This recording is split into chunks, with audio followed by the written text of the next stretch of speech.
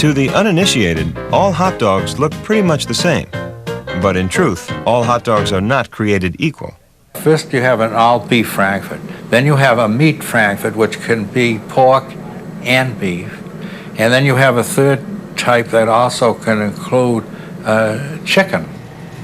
Sidney Schiffman is a hot dog scientist. In a matter of minutes, he and his associates can produce numbers that reveal the true essence of any hot dog. They bake the hot dogs and weigh the remaining ash to determine the water content. They dissolve hot dogs in acid and measure the amount of fat that rises to the top.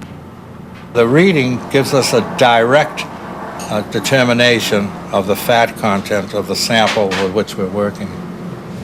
Combining all the data gives them a single important number, the calorie content of each hot dog. It turns out that behind their similar appearances, hot dogs vary widely in their calorie content. In this unit, we're going to learn a way to describe such variations in a data set in a new way. We'll see that a numerical description of a distribution requires a measure of both center and spread. We'll learn to describe both center and spread with a 5-number summary of the data. And we'll see that we can use a graphical technique called a boxplot to display a 5-number summary. The calorie data produced in the hot dog laboratory are valuable for consumers who want to have their health and their hot dogs too. Here are the results of the tests of 20 brands of beef hot dogs. For a good overview of this distribution, we need a picture. Since we have only 20 observations, we prefer a stemplot rather than a histogram.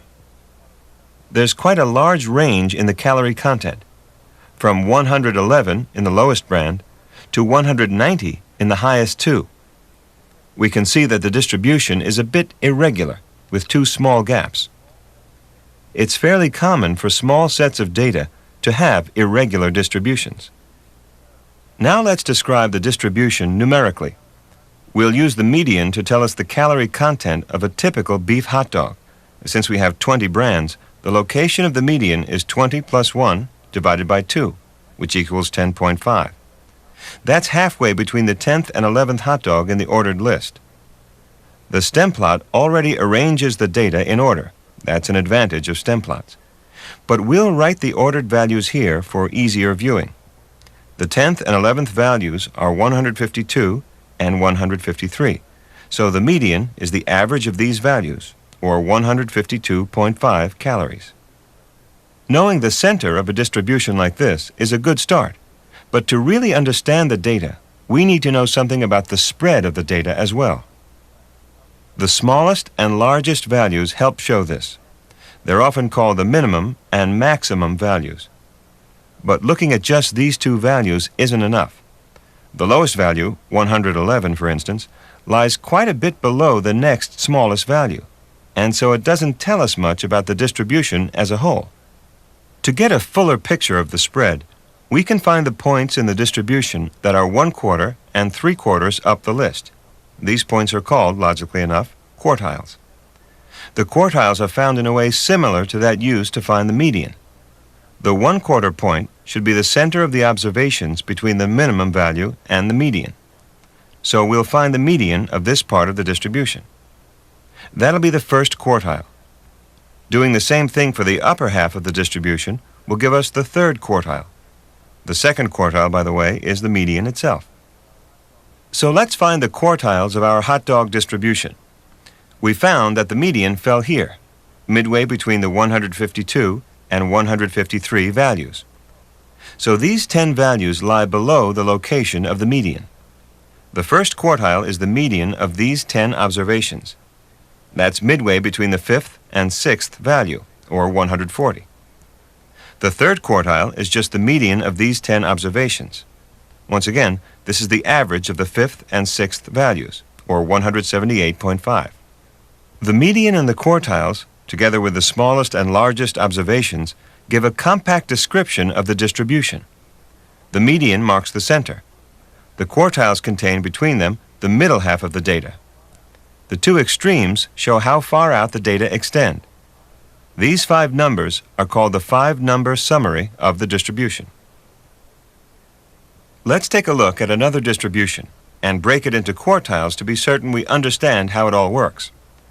The calories of all meat hot dogs, which are hot dogs with a variety of meats in them, were also measured. Using our recipe for finding the median, we find that since there are 17 observations, the median is the 9th value in the list. In other words, the median calorie level of all meat hot dogs is 153. For the 20 beef hot dog brands we looked at earlier, the median was midway between two observations. Here, the median falls right on one of the observations. The data points lying below the median are these, leaving out the median point itself.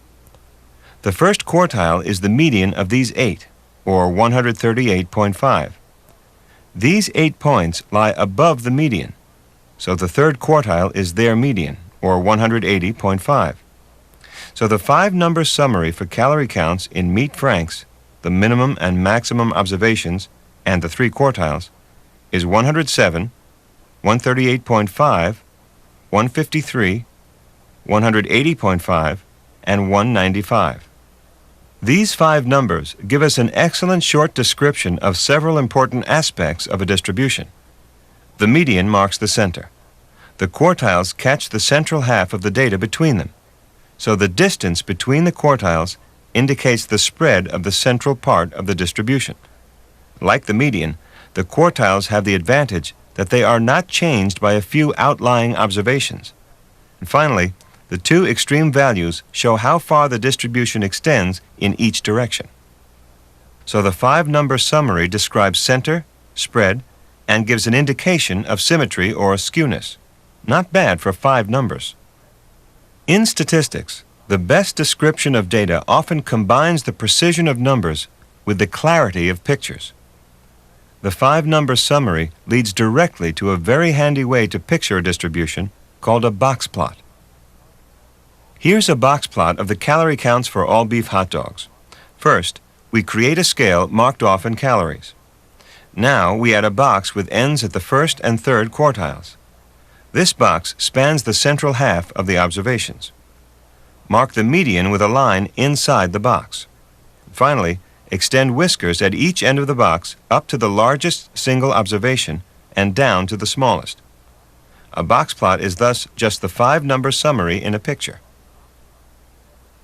How do box plots compare with stemplots and histograms as graphical descriptions of a distribution? Well, box plots don't present the distribution in the detail provided by a stemplot or histogram. You can see this when you compare the box plot of the all-beef hot dogs with the stemplot we made earlier. The stemplot reveals 2 clusters of data with a gap between them, and the outlier at 111 calories. And of course, the stemplot actually shows the value of each data point. The box plot doesn't show such detail, and doesn't show clusters and outliers. What box plots are good for is a quick comparison of several similar distributions. For instance, here are box plots for 2 other kinds of hot dogs, all meat and chicken. We can see at once that there is little difference in the distribution of calories for beef and meat hot dogs, but that poultry franks as a group have markedly fewer calories. The median of the poultry box lies below the first quartile of the others, so the typical chicken hot dog has fewer calories than 3/4 of the brands of the other 2 types. Yet the whiskers remind us of the significant spread in all 3 groups. At least a few poultry hot dog brands are actually higher in calories than the medians for meat and beef brands. So if you're counting calories, you have to shop and eat carefully.